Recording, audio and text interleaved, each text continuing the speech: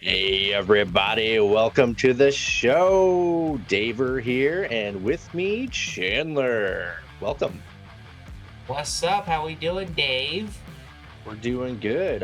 We got a lot to get through today, man. We got a Dynamite, we got a Collision, and a Survivor Series. Collision is back, baby. Collision was the best show of the week. Who It was, knew? it was. It But yeah, was before it was leagues better than Dynamite, and it had better wrestling than Survivor Series. Yep, absolutely. But before we get too far into it, everyone out there, don't forget to elbow drop that like button, power bomb that subscribe button, and leave us a comment. We really appreciate your support. We want to interact with people out there in the YouTubes, and we want to talk about what you want to talk about. So let us know. Bring up anything, any wrestling. We want to talk about it. But yeah, do you want to dive right into the Thanksgiving episode of Dynamite? Thanksgiving Eve episode of Dynamite. But yes, I would. Didn't it start Yeah. off with a big Bobby Lashley? Is that correct? Let's see. I got written down Shelton Benjamin versus Briscoe. Oh yeah, Lashley was there for the promo. That's right. Yeah, yeah. There was that. Um, Did you watch that November Rain full year recap? yeah, It's well yeah. done. It Like was it was I good. I know they were hyping it up, but I was like, oh, that's a neat little recap. That's all I have to say. The third time I heard the song with the video package, it finally made me like it. I was on the fence, and then like, okay. Once you hear the meow, meow, meow, Mhm. like the guitar solo kick in, it's like, okay, they did it. Yeah. Did a good job.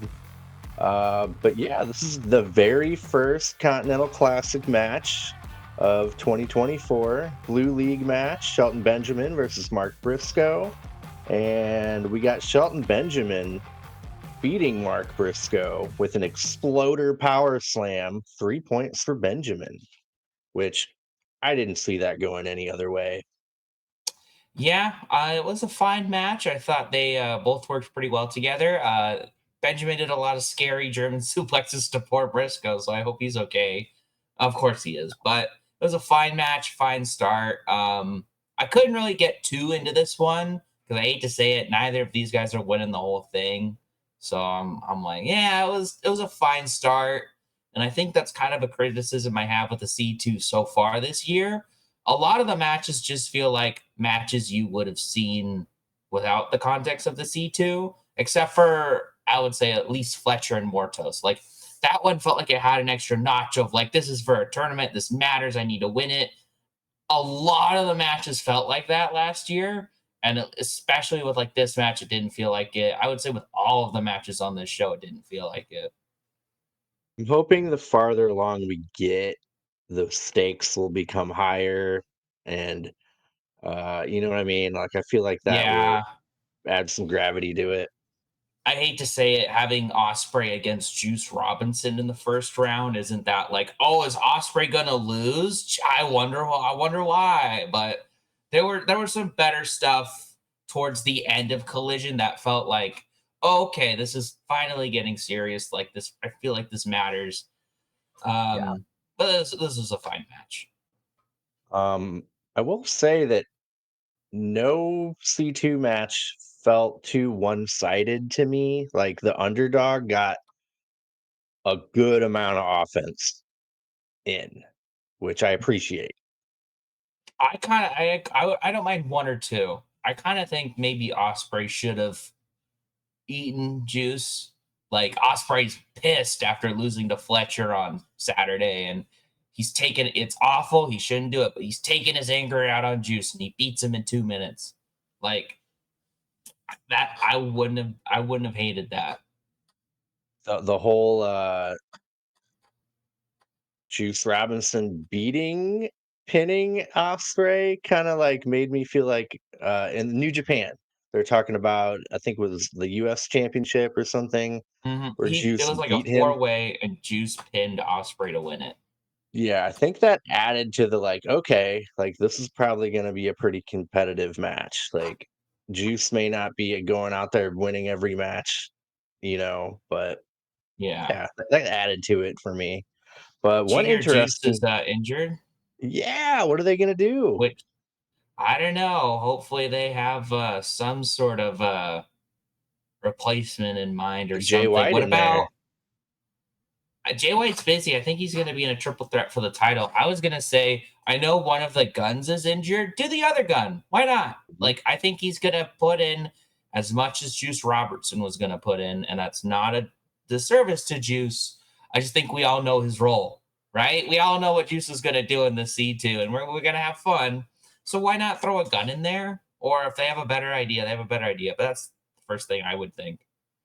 Yeah, true. And, how do you feel about, the Blue League finalist and the Gold League finalist will have to wrestle at World's End, and then later on in the night, the winner of that has to face Okada in the same night. Did you catch I think that? they're kind of over. I think they're over egging this pudding. I think it was so simple last year, and they're like, we got to make it different and like change it up, bro. Like, I don't know why the hell he's done all these changes to what was a formula that already worked. I don't like it. I'll be honest. I don't like it. I don't know, but maybe this will add more drama because there'll be like I don't know. Like I don't like it. I'm being straight up. I don't like it. How about you? Um, I mean, that's not something AEW has done, very often. We're like it's very WCW to me, which I like. Yeah, You got a performer, like, in multiple matches throughout the night. Uh, it's just not something they do, and it could go both ways, like, if they lose against Okada, then, you know what I mean? Like, I don't know. maybe that's like we'll just tell a story here real quick. Like the Bucks beat up Kyle Fletcher and they break his arm, so Okada has a really easy win. So Okada's all fresh and rested, but Osprey has to beat I don't know, Beast Mortos at 100%. So it's an all-out war, and Osprey's buggered.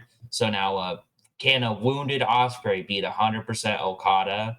I guess, but there's a lot of like finagling you have to do and tampering with this tournament where it's like it was fine as is. I don't know why I don't know why they're not doing the Dynamite has the blue league, Collision has the gold league. Like that worked. You could guarantee right now that every Dynamite you would watch Okada wrestle and every Collision you would watch Osprey wrestle. I think that's worth it. But for some reason they're not doing that. So I'm not happy with how they're booking the C2 this year, especially considering it was so easy last year. Maybe it wasn't easy, but it looked so easy and so simple, and they're just over egging it and messing it up. Yeah, fair enough. After that, we get a Mercedes Monet segment. She's about to fire Camille, but Camille says, "Shut up! Are you stupid or are you dumb? You can't fire me because I quit." Good for her. Did you see she was written off on Rampage and they have Yep. no plans for her? How bad did she like what did she do Yep. to like be disintegrated from the earth? I'm not against it because I liked Solo Monet a lot at the pay-per-view and I think she's finally getting into a groove where she can be by herself. Um, I just kind of feel bad for Camille, I guess. Yeah, like she's so talented. I don't know what she could have done. Getting the Wardlow treatment. Tony Khan doesn't Uh, like people taller than him, so he won't book them. Oh, that was mean. Ooh. So yeah, then we get a really cool recap of Big Boom AJ versus QT Marshall. Oh Uh, my god, I had a horrible, horrible feeling. Do you want me to say it now? Because it's yeah, what was right after this big boom AJ recap? Jericho. Oh no. I think Big Boom AJ is gonna beat Jericho for the Ring of Honor World title. Ooh, you like that or you I'm gonna don't be like? honest, I don't like that. I don't think that's overusing him. I don't think he should win any title. Or he introduces a title called the Double Chunk Chocolate Cookie title. Like that's all. That's the Yeah, only. I do not. I know I said I don't mind Jericho and Big Boom AJ working together. I take that back. I never want to see Jericho again after this Tomohiro Ishii match. So yeah, I just had that feeling, and maybe it's because I watched this very late at night last night, and I was a little tired and a little loopy. But I don't know why I was just like, oh my god, Big Boom AJ is gonna beat Jericho. Mark my words, that'll happen. and I'm all for it. Anything to get Jericho written off and go tour with Fozzy or go on a cruise. Uh, He's not gonna get written off. no, he won't. You're right. But yeah, speaking of Jericho, we got Jericho versus Ishii for the Ring of Honor World Championship. Uh, Jericho wins with two Judas effects. Uh, he landed a lion salt in there. They chopped the shit out of each other. Uh, Probably the exact match that you could picture in your head. I thought this match was awful. I hated every single second of it. And I never want to see Jericho on my TV again. That's how I feel right now. And Gotcha. the fact that they're going, oh, we want more eyes on Ring of Honor. We'll put that belt on Jericho. I'm never gonna watch Ring of Honor. Not just when Jericho loses the title. Never gonna watch it. This is tainted. Like the idea of a big star to you is Jericho, like the epitome of has been. I'm just, I'm so over Ring of Honor and Jericho and anything. I'm so tired of Jericho picking up a belt that doesn't matter and taking up TV time so he can do his stupid jokes, have his shitty matches, and bore the shit out of people watching the product. I don't like if I keep seeing Jericho, I'm gonna stop or I'm gonna start wanting like I'm not gonna want to watch AEW anymore. I'm gonna have to sit Mhm. through a 20-minute Jericho segment every week. You Yeah. know the pay-per-views are great? The ones without Jericho. All Out and Full Gear were great. You know why? There was no Jericho anywhere on that shit.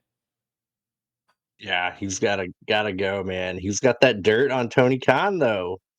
I I also had an epiphany. You know the bit in like sitcoms where it's the what we've been joking about, where character A does something bad and character B blackmails them and keeps having them do bad stuff for them, and then finally character A fesses up. We all forgive them, and it's all everything's okay. Tony Khan, just fess up whatever Jericho found out about you. I will try to forgive you because I feel like Yep. it's better than watching Jericho on TV. Yeah, I agree. But yeah, after that terrible match, we got a swerve promo. Um, he says he rebuilds very well, and win or loss, he'll figure it out. He's never been hit that hard by anyone before, referring to Bobby Lashley. Max Caster walks by and laughs. Swerve gets mad, asks him what he's laughing about. Max says the Prudential Center is where he beat Swerve for the tag titles. Max says Swerve is like a house fire and Swerve beats the crap out of him. Nana has to pull Swerve back and says, "Let's go, boss." Uh, I like it, man. They're transitioning into breaking up the acclaimed, which needed to happen. They're transitioning into making Max Caster a heel, which he's really good at being, and I'm all for it. And then we're gonna get Swerve and Caster on Dynamite. I liked the Collision segment more than this one. This one was fine, but I liked it on Collision because it was like, oh, Max Caster's kind of going rogue and like he sent Anthony Bowens and Daddy Ass home and he's on his own. And I hope he's still on his own for the next Dynamite because it's like I was so just interested in whatever the acclaimed was doing at Full Gear. But now I'm like, okay, this is kind of interesting. Like you don't see tag team breakups like this where they just go, oh, the other person's at home. I'm going rogue. And I hope it kind of keeps building. My only concern is that we're pushing the wrong guy in the acclaimed as a solo star. But hey, Mhm. we're in the like first couple weeks of this acclaimed breakup. They have time. And I'm more interested than I was at Full Gear, which is saying something. Yeah, same with me. They got time. It feels like Max Caster's getting the shine and the focus right now, but they have time to yeah, we don't even know what Bowens has to say about it yet. So I Yeah. think they're gonna make Like, the right call. I mean, maybe they can make them both stars. yeah, who knows? The only reason I don't know if they'll be able to succeed with Max Caster is because a lot of people don't like Max Caster, like for real. So there might be a little bit of hesitation on that, but that's it. That's like a meta thing. Tony Khan could just ignore that. He pushes Jericho and people don't like him. Yeah. Yeah. But yeah, after that we get a Hangman Page segment. He grabs the mic from Tony Schiavone, says, first of all, if Christopher Daniels gets involved again, he's going to knock him on his ass again. He made a deal with Christian, but Christian failed. And he proclaims he wants the AEW World Championship. Yeah, I like that. At least he like has a goal and we know what he wants. It's not just like getting back at people and vengeance and swerve. Like I like that he's pivoted to an actual goal.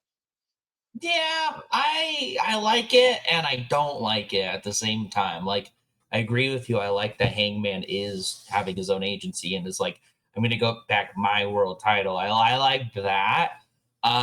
What I don't like is the other side of it. I don't like how it's the second feud of Moxley with this belt, and the challengers are challenging him, not him picking and dissecting an AEW guy. I thought that was kind of interesting how John Moxley was like calling the shots. But I hate to say it, I think I'm at my point where like this big storyline that we all thought was going to happen, it's kind of dead.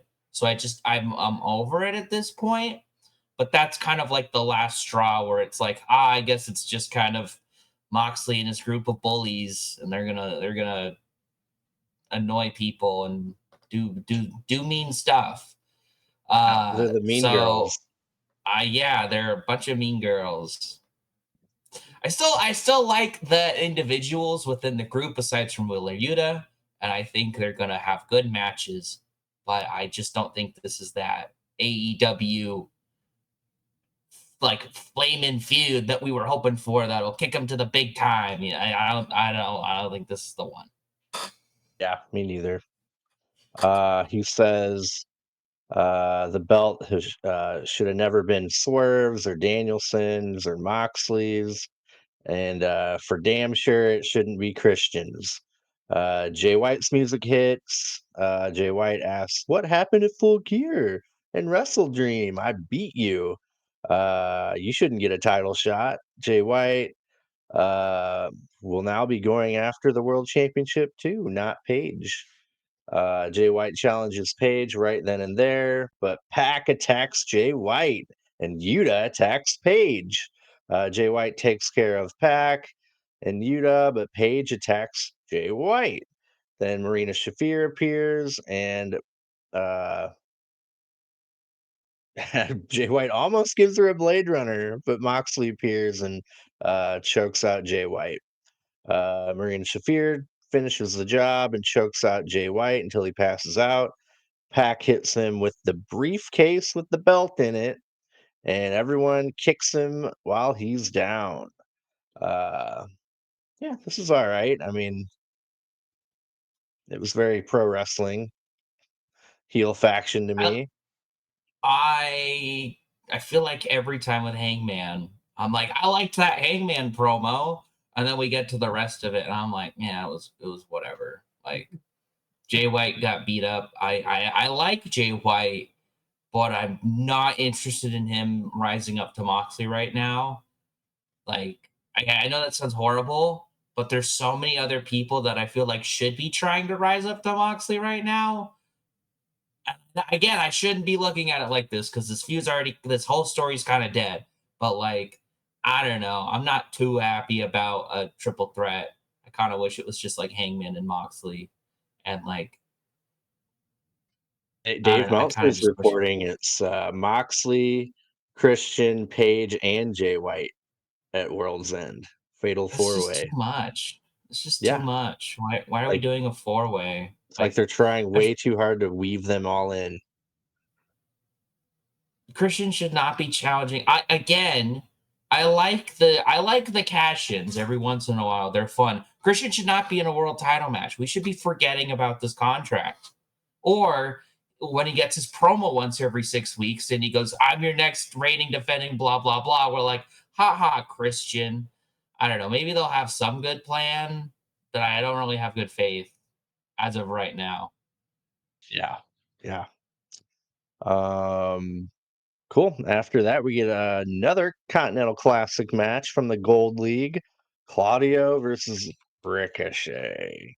Ooh, Uh, this is kind of grim, if I'm being honest with you. This match, I agree. I, I, I think it. I like.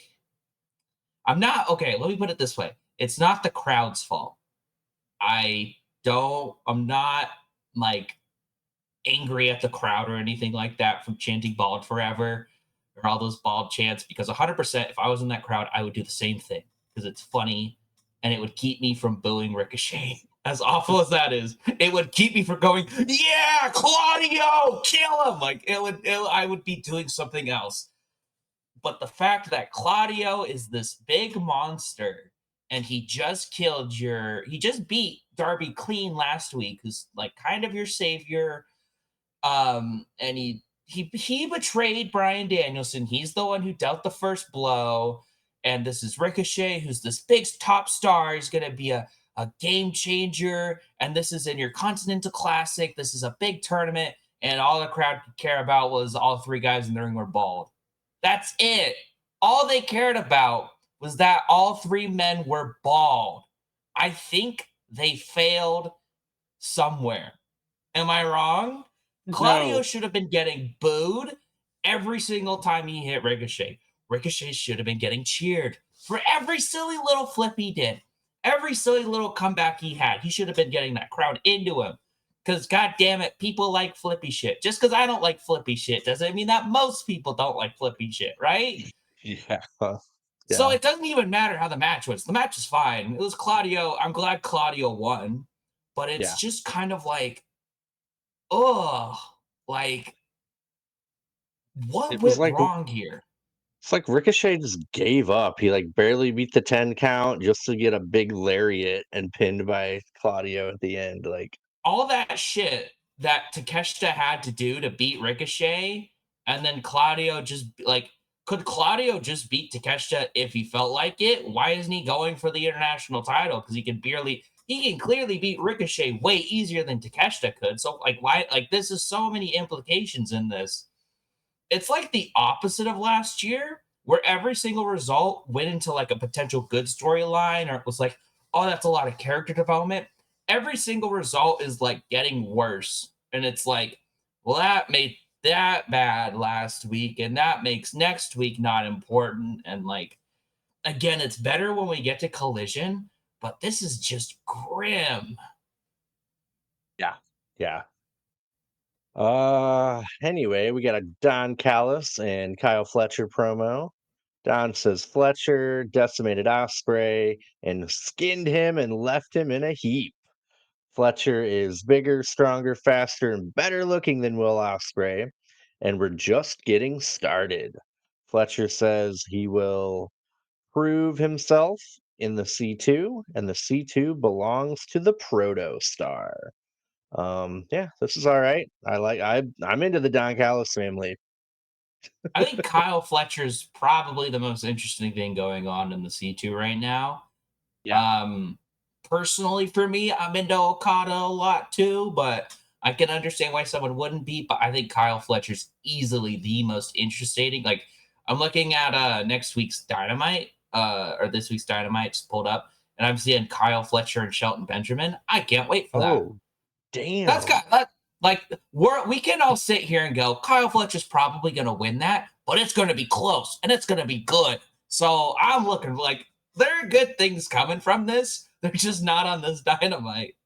No, no, no, no. We had to get through the first round to kind of heat it up, I think. Maybe these were We had all to the warm matches up. that they were like, I know it's gonna care. We'll just get through it on the first week. Yep. It's Thanksgiving. Yeah. That's what I'm feeling too. Anyway, we got an Adam Cole promo after that. He's whining about Oh my MJF. Dude, god. this is so dumb. Talk about segments that get worse and worse and worse every time. Even the one on Collision was like, that was worse than the one on Dynamite. How did Yep. you do that?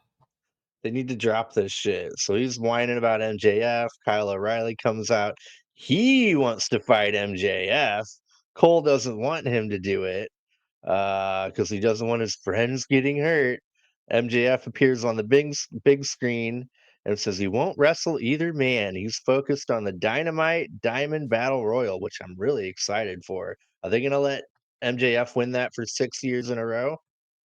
Oh, we'll talk about that. Why don't he didn't win it like Juice Robinson won it last year and it led to a one-on-one match for the ring, right? And MJF beat him, right? Yep. So Yeah. are they gonna is MJF in the battle royale or is he facing the winner of the battle royale? He faces the winner, Okay. I believe. I'm gonna trust you, but I'm also looking up participants in the because they said they're gonna announce all 12 on Rampage. Yep. I know it's Cole O'Reilly. They've declared they're in it. For that damn battle royal. Probably a bunch of chumps. I mean, probably. He said they would announce it here. Just These some keep talking. CMLL guys. Oh my god. What they did with Mystico, that was so like, isn't he one of their biggest stars in CMLL? And he just wrestled MXM and Johnny TV on Collision. Yep. That's gotta be a little disrespectful, isn't it? Like, He imagine he if wiped the floor Okada, with them. yeah, but imagine if Okada back before he signed, it was like, oh, I'm gonna show up in AEW, and they're like, oh, we're busy on Dynamite. Can you go to Collision and could you work the Righteous? Yep. I thought they announced it. Anyways, so I have so many ways that they could make this Dynamite Dozen Battle Royale interesting. I am vaguely interested in it. I want anyone that isn't Kyle O'Reilly or Adam Cole to win it. And I mean Oh, me anyone. too. I literally mean anyone. I'm so over this Adam Cole. Just kill it. Just ignore it. Yeah. I think MJF should have cut a promo and he said, I beat Roderick and you failed Adam Cole, so I have no reason to give you a battle or to give you a match. And MJF just moves on. And like, what if it was Wardlow? Come on, baby, put Wardlow in there. Ooh. That's all I was gonna Ooh. say because I was wanting to look up the participants because if Yeah. we don't know them, you could just oh hey, there's Wardlow. Wardlow wins, and then Wardlow loses to MJF or Wardlow beats MJF. I don't know, like I'm not kidding. I don't want you just literally have anybody else other than Adam Cole and Kyle O'Reilly win this match, and you just say, "Well, that's the end of the Adam Cole and MJF feud." I think people would be happier because that would be Yeah. all that TV time that they could designate to anything else other than the storyline, Yeah. and you could This is potentially build a new star. You could say, "All right, I don't know. Like pick any name that isn't doing a whole lot right now. You're gonna have a one-on-one match with MJF and build them up a little bit. Like, oh man, could they beat MJF? They've never battled one-on-one. Brian Keith. That's just a random name I thought of, but Brian Keith. He wins the Dynamite Dozen Battle Royale. So we walk into Brian Keith and MJF. Will Brian Keith be able to do it? And I know that's not the most pulse pounding, intense thing ever, but I think I'd be more into it than Adam Cole and MJF right now. dude, this is ruining Adam Cole for me, and it's starting to taint Kyle O'Reilly for me too. Uh-huh. Like Kyle O'Reilly was so lame. the kingdom are even more goobers than they already were, which I didn't think Yep. was possible. Just Still all of love this my is Roddy. awful. Still love my Roddy. Roderick Roderick is fine. I like I'm saying that in terms of like I don't think he can be brought down by stuff like this because like as long as he gets in the ring and he can work a match, it's like Roderick's okay. Yeah. But yeah, I don't even want to. Every time I hear Adam Cole's music hit, now I'm just like, ugh.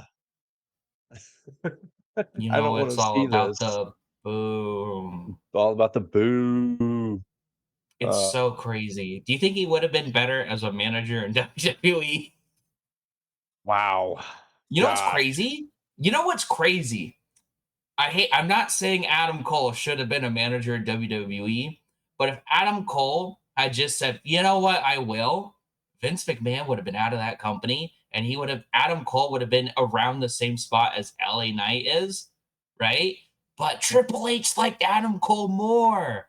So he could have immediately went, "You're Adam Cole again. Go to the main like what like Yep. I'm not saying he should have dealt with it, but could you imagine if like what if he stayed? We wouldn't have had to deal with this. Yep. Absolutely. Yeah, it's really bad. But moving on from that, this is kind of cool. They're doing some kind of women's cup at Wrestle Dynasty for New Japan. This is a qualifying bracket match. Jamie Hayter versus Queen Amanada. Uh, really good. Like Queen Amanada, dude, I am really into her, and she'll be a big star. She will be a big star I was a little eventually. concerned about this match because it kind of looked like Amanada knocked Jamie Hayter like kind of knocked her out. With the knee Yeah, and like kind of in made the her rope. loopy. Yeah, I think that was a little unsafe. I think AEW still struggles in telling when their stars should probably not be wrestling. And then I wouldn't like accidents happen. I'm not blaming it on the performers. But like, come on, ref. Like at some point, you just need to be like, okay, we're calling this off. We're gonna schedule this next week because Wrestle Dynasty is still a month away. You could have just pushed this till next week. But I do agree with you in that I like this tournament because I think it's a fatal four way at Wrestle Dynasty, and the winner gets a title shot of their choosing of like any company Hmm. because that's why you have Athena in the Ring of Honor four way, which that's kind of insulting that it's AEW, CMLL, Stardom, Ring of Honor, but it's getting Athena there, so it's She okay. she's the best thing about Ring of Yeah, Honor. it's so you can have Athena and Willow in the same match, and you know what? That's not going to be a bad thing.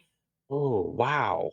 Yeah, yeah, and Wow. then you'll have anyone from CMLL that'll probably be good, and anyone from Stardom that'll probably be good. So yeah. Yeah, I'm kinda into this. I'm on the fence about ordering Wrestle Dynasty. At first, I I was like, mean, Kenny Omega's coming back. "Yeah, yeah, he's gonna The be." Gabe Is Kidd. that his Gabe Kidd match? Yep. Okay, I gotta order it. I got And to. then the Alright. Young Bucks are coming back too. I think they're challenging for the IWGP Yeah, tag titles. yep. So Yep, well, I will be watching that and ordering that. But yeah, dude, Queen Amanata put up a bigger challenge to Jamie Hayter than I thought, which makes me think like, yeah, they're pushing her kinda. She's definitely in the upper section of the mid card women's division at this point. she's in that Serena Deeb tier, which you know what? That's better than I would have expected Queen Amanada to be at the beginning of like when we started watching her. Yep. So good for her. Sh- She's She's riding up the card. It's she's above Lady Frost and the Renegade Twins. yeah, Uh, it's yep, slow and steady, but she's making progress. Like unironically, good for her. I yep, thought this match was fine, other than the little scary bit at the end, of course, where I think Queen Amanada knocked Amy's hater silly. But at least they still had a conclusion that I was like, oh yeah, that makes sense. I believe it. And then it almost feels like they had the Julia Hart bit and they were gonna have her beat her up, but they were like, never mind. She's kind of like fucked up. So we're gonna postpone that. So I'm sure it'll be Julia or not Jamie Hader and Willow. Julia will cost Hader, and that'll lead to that Jamie Hader Julia Hart feud. Perfect. Yep. That's point A to point B to point C. I like it. Simple. Um, but yeah, Jamie Hader takes the win on that. Then we get a Mina Shirakawa interview. She knew, Oh, yeah, I okay. I liked the segment. It's the fact that this is just on Winter is Coming. yeah, No, Winter is Coming is important. I know that. I get it. But come on. This is the second biggest match you can do. There's three big matches you can do with this Mariah May run. Mina Shirakawa, the Tony Storm rematch, and whoever beats her. Those are the three biggest matches you have out of this Mariah May run. And we're putting one of them on Dynamite? Like, really? Like, you couldn't build it a bit more? This just, it feels so rushed. And I have not enjoyed the booking of this Mariah May run that much at all. She's only been on one pay-per-view since she won the damn thing. And I know she had her Anna Jay feud on Collision that I didn't watch, and I'm gonna assume that it was pretty good, or at least fine. But I'm just kind of annoyed that they're like, oh, this is one of the biggest matches we'll get out of this whole entire run. As just we'll put it on Winter's Coming. yeah. Um, but yeah, I think potentially Tony Storm can return at Winter's Coming due to this match. I hope. I'm just gonna Maybe, hold out hope. maybe.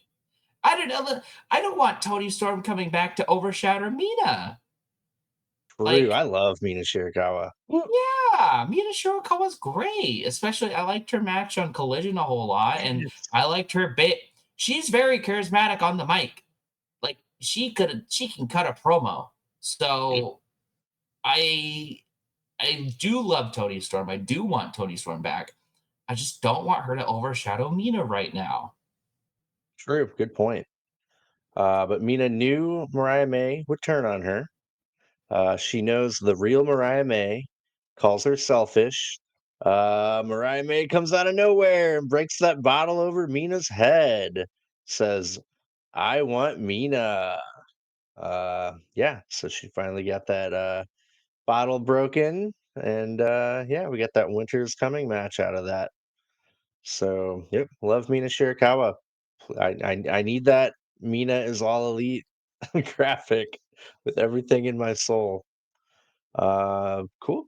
Then we're at our main event. Oh my The, god. the This match dynamite sucked, never ends. but the implications after the match got me excited. Gold League, Birdie King versus Darby Allen. Typical Darby Allen gets the shit beat out of him, thrown around like a rag doll, tries to make a comeback, shows courage, but uh yeah, goes for the coffin drop. Birdie King catches him in a chokehold. Then the Gonzo bomb for the win. 3 points to Birdie King. But what I liked was Claudio showed up with a chair to take out Darby, but Birdie King protected Darby Allen and drove him off. Next week we're getting Claudio versus King. That I'm excited for. That started to like make implications to make the tournament exciting for me. King's I gotta think putting decimate Claudio. I think putting Darby in this tournament was a Stupid. colossal mistake. Yeah, And every single week it's just like diminishing. Again, yeah. I heard I did not come up with this, but why people got into Sting around the NWO time was everyone was getting their ass kicked, but Sting.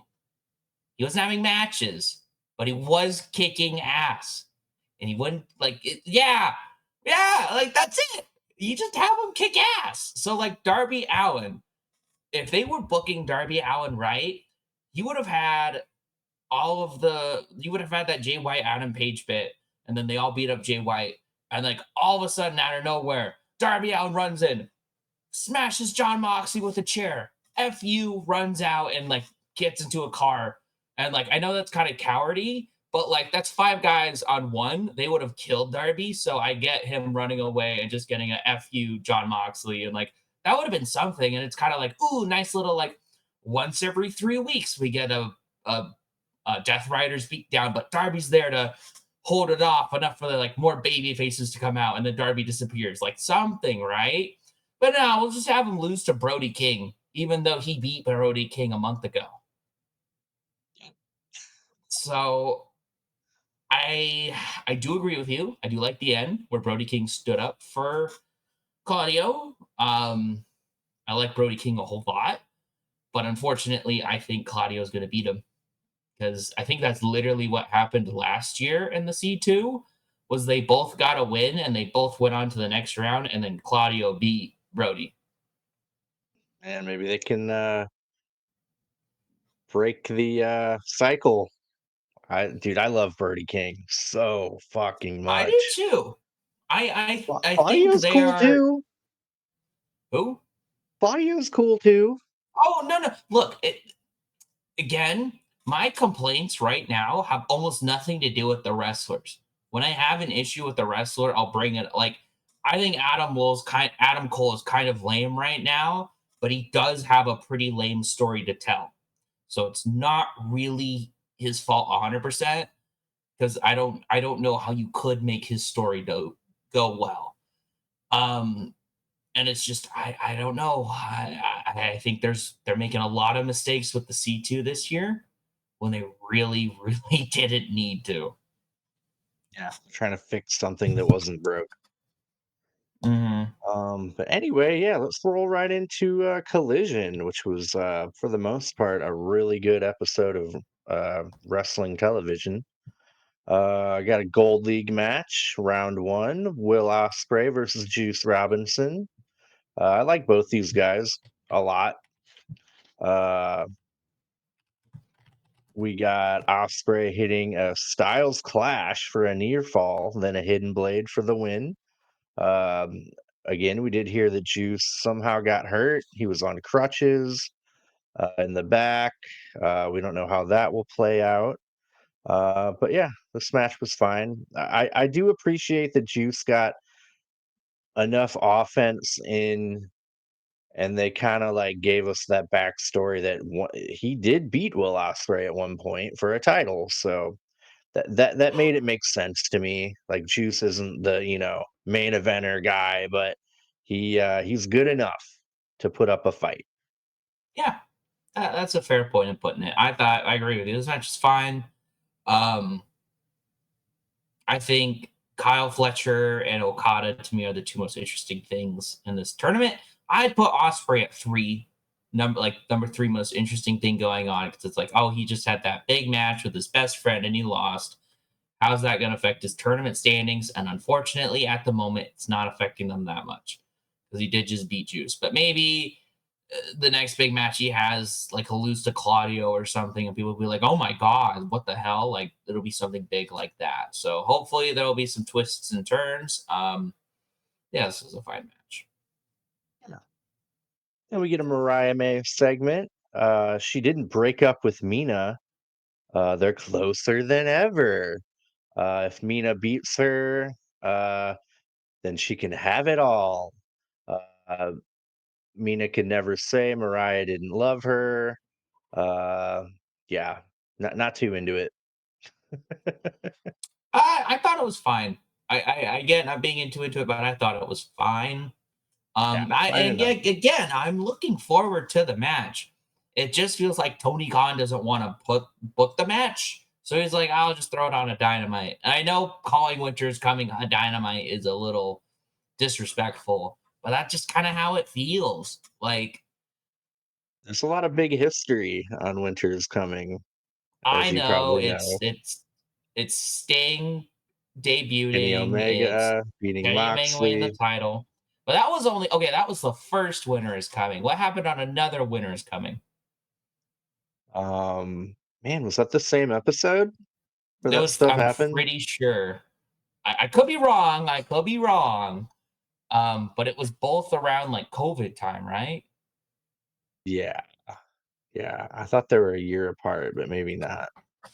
Um, but yeah, I don't know. I think it's an appropriate themed Dynamite to put it on. They try to make it a big deal. So, Yeah. but yeah, it's pretty cool.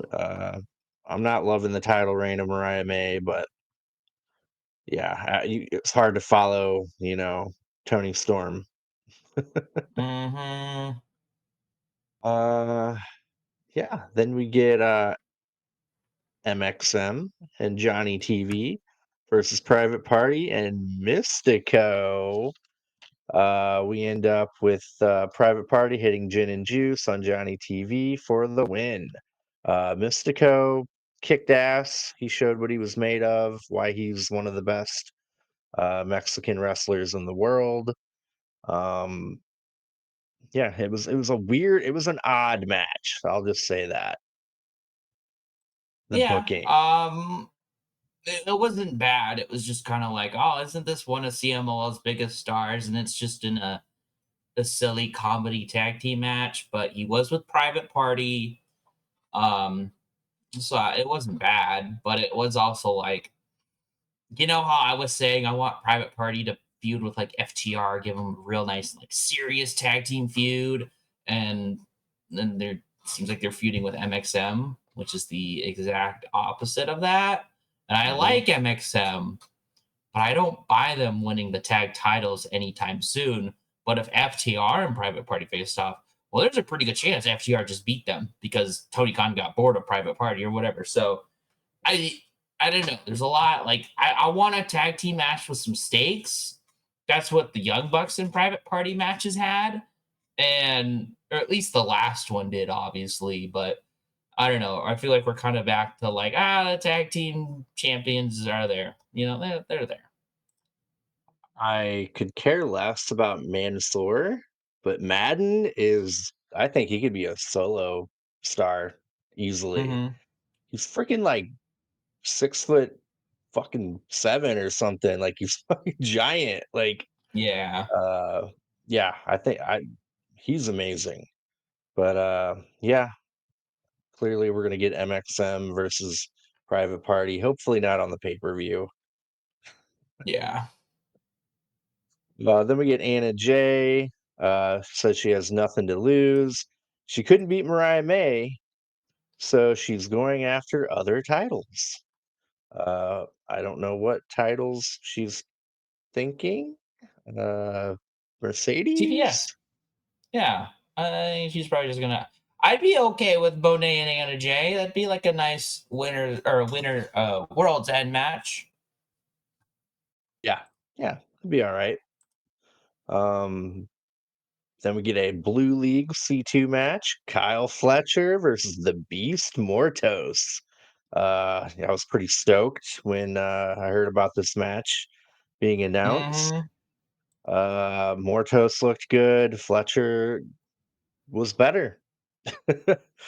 Fletcher wins with a sheer drop brain buster on Mortos. Yeah, great match. Again, I'm a big fan of Mortos. I'll put him in the category of Queen Aminata. Like I love seeing them wrestle.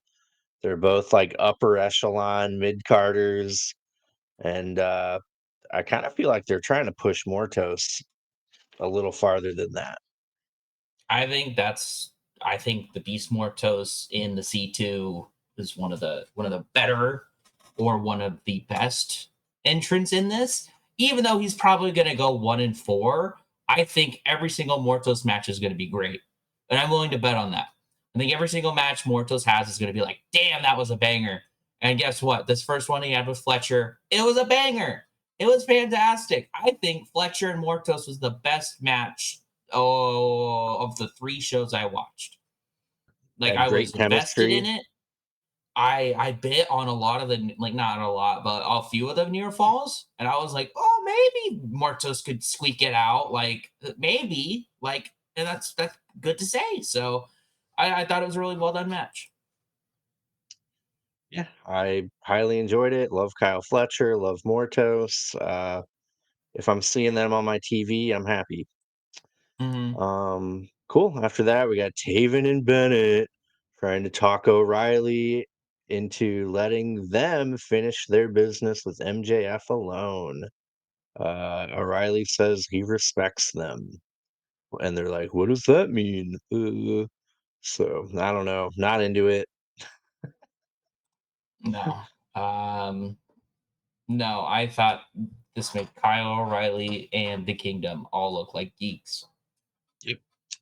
By the way, Uh, I've been looking at the last couple winners coming to see, okay, have any other big things happened? And they have. So the year after, 2021, it was Danielson and Hangman in a time limit draw for the AEW World oh, Championship. I yes. I would say that was pretty important, or at least pretty. It's not as big as the first one, but like, all right, that's pretty big. And then the next one was MJF versus Ricky Starks for the world title and the ring. That one I would also, and it was also like the beginning of, or it was match 4 of the best of 7 between the Death Triangle and the Elite. Um, so I think that was pretty big. And then last year was kind of the first one with not a whole lot going on. I think the only thing you could say was it was Moxley versus Swerve in the Continental Classic, which is definitely the biggest match of that bracket and a pretty big, like it was a big match, but it's not like Danielson, Adam Page for the title big, or MGF Ricky Starks for the title big. So I think I'm just going off of last year, which was the first kind of calmer one. Man, that thinking back, like that's right when Swerve was starting to like break through to the big times. You know what I mean? Oh, Oh my I see. god. And this is why that Continental Classic from last year like is so good to me because I remember that Moxley match and I remember being real life pissed because like Moxley rolled up Swerve, but like a shoulder was like a mile off the cover, and I thought they were gonna make a big story out of it, and they didn't. But I remember sending you guys a picture of being like, Swerve is clean. They flubbed it. I want a rematch or something like that. So I Ah, got like I was so into it. I was so into it. So, God, I hope they can like capture that for me this time around. yeah, true that, man. Then we get a pretty good Don Callis and Takeshita promo. Don wants to talk about the Alpha Takeshita. Uh, and he's excited about next year. AEW in 2025 is going to be the year of the Don Callis family and Takeshita. Takeshita says to come take it in reference to his title. Uh, I feel like it's starting to cool off a little bit. They need to keep the momentum going with him. I think it's a tragedy that they decided to finally put a title on Takeshita. The same time, they're like, okay, we're gonna push Fletcher because it's very clear they have way more plans for Fletcher, and they see way more in Fletcher, which is fine. But it's a little disappointing for me because Takeshita's the guy with the title, and he's already the second most important guy in the group.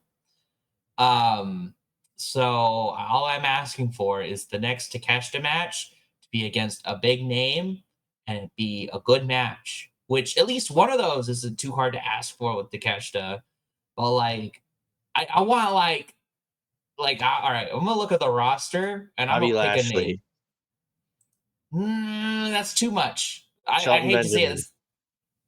Nah, I want bigger. I'm thinking like Adam Copeland. Like I want him to be a Ooh, name. Like ooh. and Bobby Lashley's just way too new, unfortunately. Like he's way too new. Um, you could do just bring Brian Danielson back for no reason. Just why not? No. Uh, Audio's not big enough of a I did name. see Claudio and I wanted to say him, but he's doing stuff. Well, Claudio's also just busy.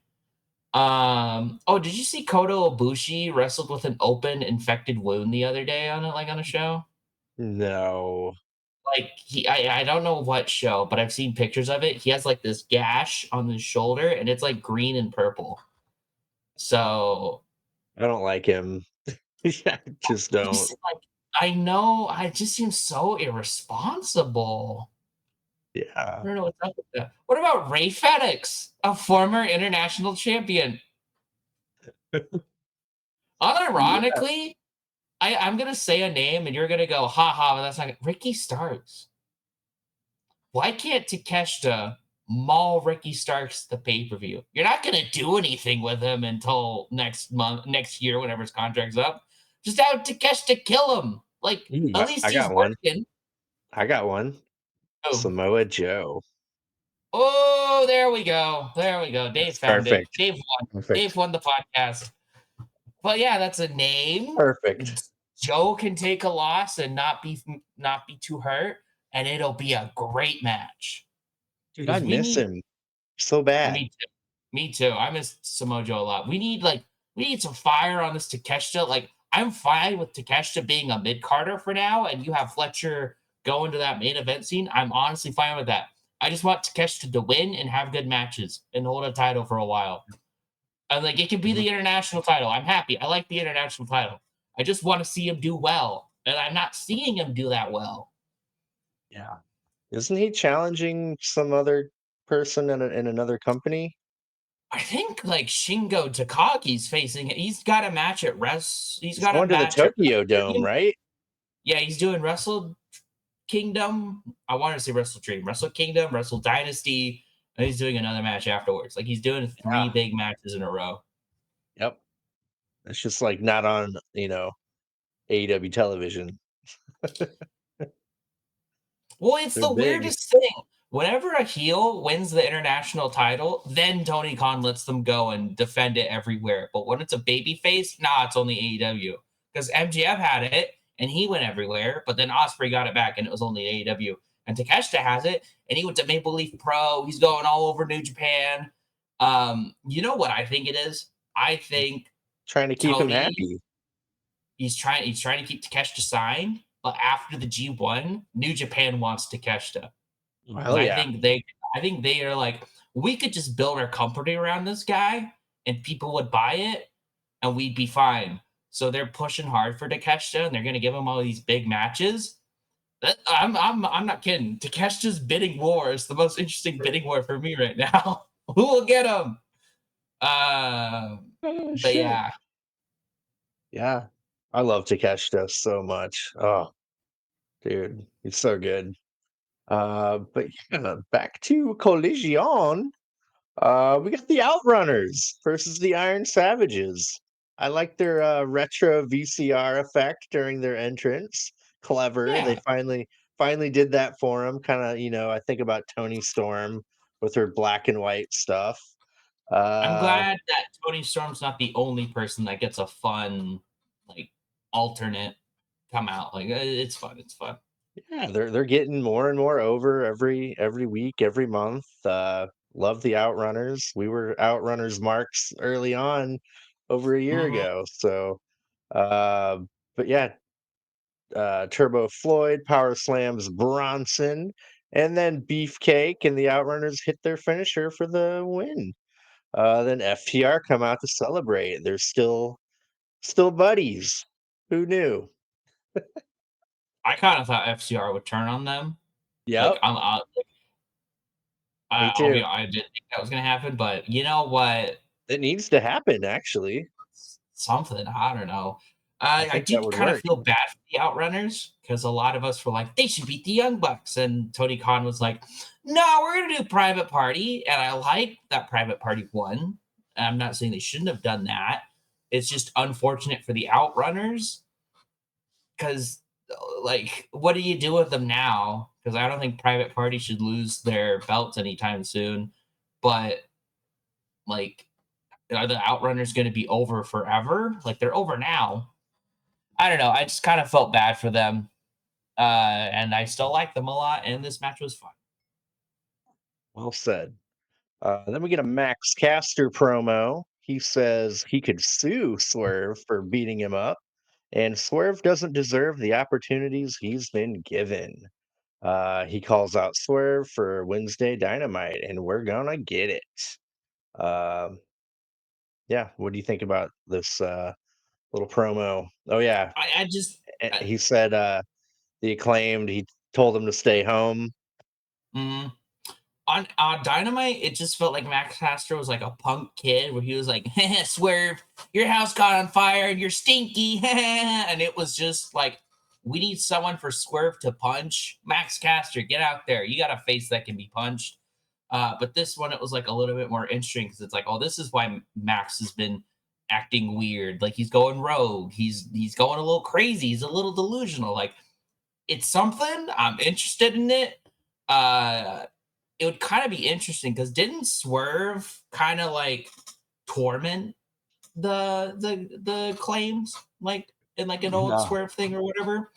Yeah. So what if, and this is like kind of long-term storytelling and kind of reaching, like what if whatever Swerve, whatever creepy shit Swerve did to Max kind of like messed with them and it's kind of like boiled over, and now like Max Caster has Billy Gunn and Anthony Bowens tied up in his basement somewhere, and Swerve finds it out, and Swerve is like, "What is wrong with you?" And like he has to like Swerve has to like rescue Anthony Bowens and Daddy Ass. Like, I like, do something stupid. I don't care. People would like it. Like, for the love of God. I don't know. I'm so desperate for like something cool to happen. Yeah, even a little goofy would be fine. Yeah. I want something cool that isn't just a match. I think that's why Hangman burning down Swerve's house was so cool because he burnt down a house. And like, that's Yeah, cool. I don't know. Like I love good wrestling matches. I appreciate them, but they're yeah. a dime a dozen in AEW right now. They Mhm. Full Gear proved they can do them in their sleep. I hate to say it. Full Gear proved that they can do matches of the year in their sleep with bad storytelling. They can still do good matches. Yep. So I kind of need a little bit more. And would this be camp? And would this be silly? Yes. But maybe Swerve will get to win a feud after losing to Brian and then losing to Paige and then losing to Lashley. Yeah, yeah, that would work. But yeah, it's getting interesting. They gotta have something for Swerve, and I hope they break up the acclaimed. Cool. Then we get Hangman Page versus Wheeler Yuta. Uh, let's see. Halfway through the match, Claudio and Pac show up, but they're just in the crowd. Then Moxley and Marina Shafir walk up with Claudio and Pac. Uh, Yuta's going after Page's leg. Uh, Page goes for a buckshot lariat, but collapses. Yuta gets Page in a seatbelt hold, but Page escapes. Hits Yuta with a dead eye for the win. Page attacks Yuta, puts a chair around his neck, but Jay White runs out with a chair. Page leaves the ring, and White gives Yuta a Blade Runner. And the interesting thing, Moxley and the Death Riders don't try to help him. I did not like this at all. It was weird. It was I weird. think, first off, I think Yuta is like Jack Perry for me. No matter how many 30-minute matches you have with guys I like, I'm not going to see you on their level for like until you like cut a promo that I care about or like have a match that I care about. Like I think about that waste of a Brian Danielson match at All Out where did anyone like did anyone remember that match? Remember when Brian Danielson beat Jack Perry? No, because John Moxley came out and murdered Brian Danielson and that match didn't matter. But the match already didn't matter. So I know I like seeing Hangman, but like it took too long. It's weird when I say it took too long for this guy to beat Yuta because it's the exact same thing they said with Orange Cassidy, and that should mean it means Yuta's like a really good, and I'm like no, it makes Hangman and Orange Cassidy look worse that these world champions and Orange Cassidy who has the most wins in AEW and the longest international title reign takes 20 minutes to beat Wheeler Yuta. It doesn't make Yuta look good. It makes the other guys look bad. Um, and then the bit at the end where it's like, why is Jay White saving Yuta? Just let Hangman kill him. It would benefit the roster if Hangman killed Yuta. It would. And then Jay White beat him up. So like, Yeah. What and was the the only thing that did make sense was that the Death Riders were like, ah, we don't care. Because they don't care about Yuta. But I, I'm not digging this world title feud, which I at least kind of cared about the Orange Cassidy one because I was like, yeah, this is like I like the idea they're going for, and now it feels like they have just completely dropped it. I just want Moxley and Page. That's all I want. Yeah, I don't need Jay White or Christian involved in it. you could have Jay White cost Hangman if you really want, like, and that's how you get him back involved. And but this doesn't need to be a four-way. Just have Nope. Hangman versus Moxley. Moxley could select Hangman because he's like, look, Adam, I'm not a big fan about how you came out at the end of my match and try to have your little friend Christian help me. So at World's End, I want you, and I'm gonna kill you because no matter what you did to Swerve, I'm gonna make it look like child's play. Like, just something like that. And people are like, oh, okay. Hangman's angry. Moxley's angry. Who's angrier? And you could have Moxley win because, I don't know, he's got more people or like shenanigans. I don't know. Kick Yuta out already. Like They need a punching bag, they need I Jack guess. Perry. I want Jack Perry in the Death Riders. They need somebody to lose on TV, and it's not Claudio right now. And Claudio's not losing right now. Um, and I think they want to mitigate Pac's losses because I'm gonna be honest, I think Pac is losing against Jay White next week. But um, that's why they need Yuta. They need a little bitch boy to lose. And I think the reason why maybe Jack Perry's in it is because or isn't in it is maybe they have like more plans. Maybe Jack Perry's gonna be like a face or something and like take him down or what. I don't like that, but that's the only thing I can speculate. Yeah, I don't need the fatal four way or a triple threat. I'm captivated enough with Moxley and Page. Uh, yeah, we'll see how they intertwine all that together. Uh, then we get a Thunder Rosa promo. Very delighted to see her on my AEW television. She's keeping an eye on Mariah May, and she reminds us all that she has actually beaten Mariah May in the past. So, yeah, maybe that could be a pay per view.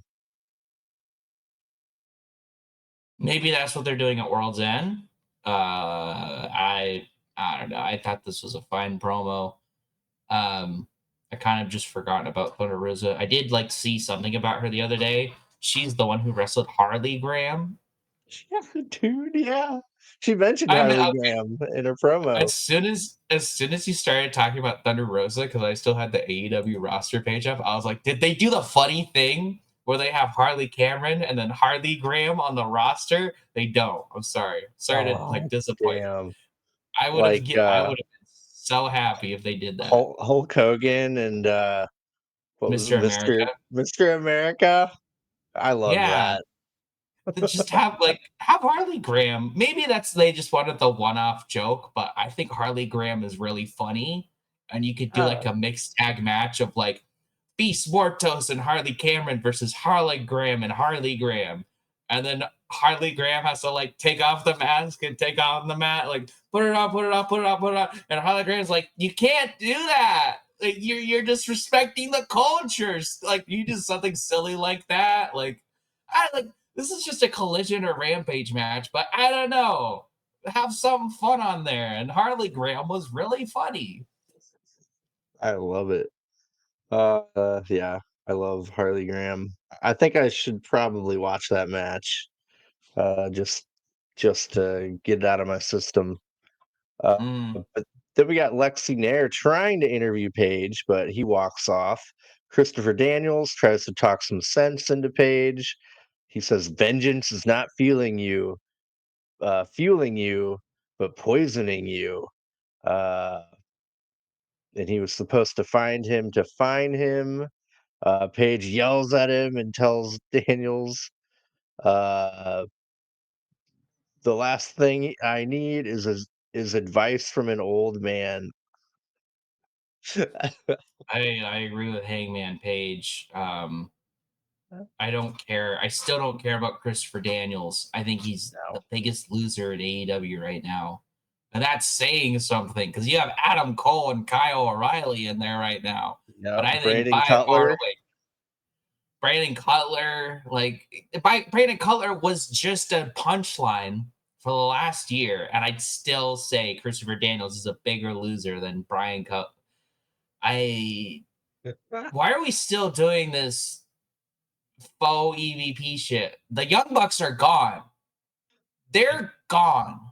They lost. All that's left is Okada. And I hate to admit it, he's probably losing his title soon too. So why do I still have to deal with Christopher Daniels on my TV? He's not needed. He's not. You need like promote. I'm looking at their broadcaster team because I still have it pulled up. Why not make like Tony Schiavone like a faux, like just have him be a mouthpiece for Tony Khan Nigel. still. Nigel, Nigel. yeah. I was thinking the other day, Oh, I would Nigel love that. McGuinness is the top 5 best talents in AEW right now. Dude, how good is it to hear him and Tony on Collision? Dude, that is my favorite commentary team. I actually really missed Collision for that because it's also like not Dynamite, so they can be a lot Mhm. more relaxed and kind of just like shoot the shit and be like, "Oh, isn't this silly?" Like they You feel got like humans. Excalibur screaming at you. I really like the 2-man booth of Nigel and Tony Schiavone. I think if Tony Khan wasn't a coward and he just went, "We're gonna do Tony Schiavone and Nigel McGuinness for one pay per view and see how it goes," it'll be the best broadcasting of any pay per view.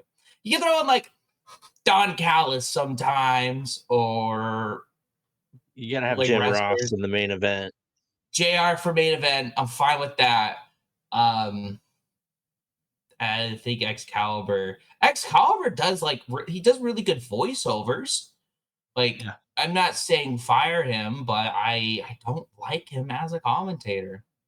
I've lost all my love. Not that I loved him at any point, but the more I think about it, the more I just can't stand it.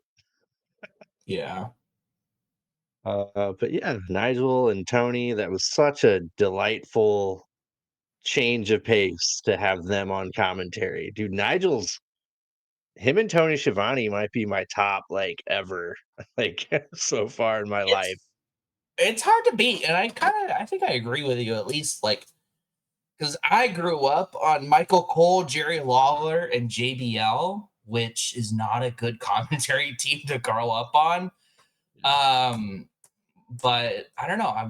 I'm always like engaged with the actual match when they're on, and like I respect what they're doing, or if they're being silly, I like it. It's not like sometimes Taz, I feel like he goes into business for himself, and I like Taz, but it's like, all right, Taz, you said something Jones, and like, oh, you're gonna break the freaking necks if you get in there. Oh, I know you will, Taz. I know you will. If you can make it up those steps, you'll break the freaking necks, bro. Um, I don't know. Yeah.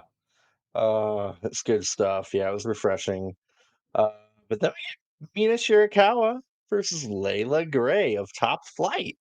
I forgot she wrestled. It's been a very long time. She was part of Jade Cargill's Baddies faction. It was Red Velvet, Kiera Hogan, and Layla Gray were her little minions before that fell apart. But clearly, Mina Shirakawa takes the win. Nothing crazy happened after it. No attack from Mariah May. Just a nice clean win with the glamorous driver. Loved it. Good match. Good for Mina. It was a fine match. Yeah. Then we get a Willow Nightingale promo. She has to pivot her focus. She wants to be in the women's Cup tournament for New Japan, and she's gonna get back to work, put her head down, and smile and make it happen. Love my Willow. Yeah, good Willow promo. Yeah, I think if I had to guess, obviously I don't know the CMLL or the Stardom woman who was in the match, but if I had to guess, I think Willow's going to win that 4-way at Wrestle Dynasty. Isn't it Zeuxis? I think Willow's going to win CMLL? it. I think Yeah, Zooksies, yeah. yeah. I'm just saying she's in it, I believe. But yeah, love Willow, man. Love her. She's great. She's super over. I don't know, people, she's just infectious. Uh, anyway, we get to our main event, C2 Blue League match. I think this is the last round one match, correct? Hmm. Okada versus Garcia. A fine match, dude. Garcia was aggressive AF, dude. I liked the couple handshake fake outs, one in the beginning, one at the end. Okada being a, perfect heel. Dude, Okada's so good at being a heel. I love it. But I do want to see the Rainmaker make an appearance at some point. I don't I know much think, about that. you know what I bet? I bet that he will either lose the finals or he will be uneligible for the finals due to like he keeps tying, so he just doesn't get enough points. And like Kyle Fletcher's been winning all his matches, so just by Kyle Fletcher winning, Kyle Fletcher's in and Okada's not. Um, and I think that could kind of kick him into next gear. Like, oh, shit, I was too lazy and I lost my title. Now I got to kick it into full gear, and that could be when we get Rainmaker Okada. But I'm still loving heel Okada. I don't need him to go back to Rainmaker anytime soon because he went for his fake out Rainmaker and then he started dancing like Danny Garcia, and he still was like, I guess should still flip the camera off. So he was like trying to do all the things at once, and I was like, "Oh, Okada, you're so goofy." It's crazy that he was born to be a comedy wrestler, but he just happens to be the greatest wrestler alive. Let's go Yep. crazy. Yep. But yeah, Garcia, super aggressive, great counters, really intense. But he counters a Rainmaker into a sharpshooter. He ends up leaning back, but the 20-minute time limit elapses. We get a draw. Each guy gets 1 point. Yeah, great match. Then the handshake and the flip off. Good stuff. Yeah. Um, I thought this was a pretty fun match. Good for Okada, good for Garcia. Makes them both look good. And I would say, yeah, Kyle Fletcher and Okada are the two most interesting things in this whole tournament right now for me. Yeah. And the crowd was super into it. They were hot for it after being there for at least 4 hours at that point. Yeah, they're getting into hour 4 of this broadcast, and thank God they still had it in them. Like, your guys are heroes. I don't even know what happened on the Rampage. I don't want like they were like, oh, did you know it's going to be a Lucha Libre episode of Rampage? Woo! I was almost tempted to watch Rampage, but by the time I finished Collision, it was 4 in the morning. And I was like, I'm going to go to bed. I'm tired. Yeah. Yeah, that wraps up AEW. You want to walk me through Survivor Series 2024, Chandler? I did not take as lovely notes as you, let me say that. But Survivor Series happened. It was in Vancouver, Washington. Or I almost said Vancouver, Washington. It was in Vancouver, Columbia, Canada. British And it was a Columbia, five match. even. British Columbia, yes. It was oh my god, I forgot there is a country named Colombia. It was a 5 match card, 3 hours. How did you feel overall? I feel like I ask you this a lot, but like 5 hours or 5 matches, 3 hours. How do you feel about that? Blew by really quick for me. Um, Obviously, the fact that the War Games matches were over an hour each, that kind of dragged for me a little bit. Because I don't even really care what happens until all the participants get in and the match actually starts. It's kind of like Uh, Blood and Guts too, where I mean, I've only seen one, but it was the exact same thing where the match really doesn't matter until all of the men are in there, and then or all the participants are in there, and then it gets interesting. This is my second War Games event. I think I liked last year's at least War Games matches better. I thought they had better conclusions, and I don't know, maybe just CM Punk being there at the end and being such a shock was like a nice bit to like vitalize it. And I feel like the War Games matches just felt really forced this year. I don't think you were really watching the build up, but I was convinced they weren't doing a women's War Games match because they haven't even like thought about it. And then all of a sudden, like Liv Morgan and Nia Jax, who were feuding at the last pay per view, were already like, okay, we're besties, and you have your friend, I have my two friends. We're gonna win War Games this year. And I was like, oh shit, we're doing War Games this year. And then it was at first Naomi, Bianca Belair, and Jade Cargill, and then Io Sky, and then Rhea Ripley was the fifth. And then Jade Cargill's actually injured right now. I think she's like got like neck issues and she could be out for like 6 months to a year. So hopefully she's able to come back soon. But she did need to be replaced. So they put Bailey in instead. And like it felt like it should be a lot bigger of a deal, this whole thing, because Bianca Belair has been feuding with Io Sky's faction Damage Control for like the better half of a year straight. And Bailey was a part of that faction. So there's a lot of beef between like Bailey and Io and Bianca. And then Bailey and Io wrestled at WrestleMania this year for the title because Io and Bailey were in the and they like so there's like so many things that like really didn't matter, which is odd for this era of WWE because like histories have been mattering. And the biggest thing is that you have Rhea Ripley and Bianca Belair, two of by far your biggest women right now, and then teaming didn't really matter. Whereas even last year, and like it didn't like this. I didn't even think about it until the actual match, but I'm like, this is Bianca Belair and Rhea Ripley on the same team. This is like The Rock and Steve Austin of their time. I know it's like, but like putting that in perspective, right? That's how big this is. These are their two biggest stars of the women's division right now. And they just kind of teamed up because why not? We're on the same team. Yippee. Last year it was so Damage Control, Bailey, Io Sky, Kyrie Sane, and Asuka versus Charlotte Flair, Becky Lynch, Bianca Belair, and Shotzi. I think it was Shotzi.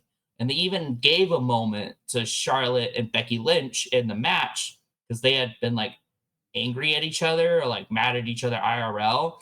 And basically, even at least on the store on the TV, Becky Lynch and Charlotte have hated each other for years, but they were friends and they hugged. And they had like a big moment where it was like, who cares? We're kicking ass. We're friends again.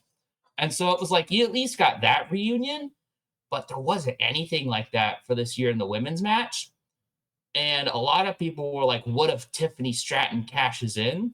yeah. Which it's like, how could that have worked? Like, would everyone be eligible? Is it like the next pin wins? But they just didn't do it, which I guess is the easier option is to tease it and not do it, but it's definitely the lamer option.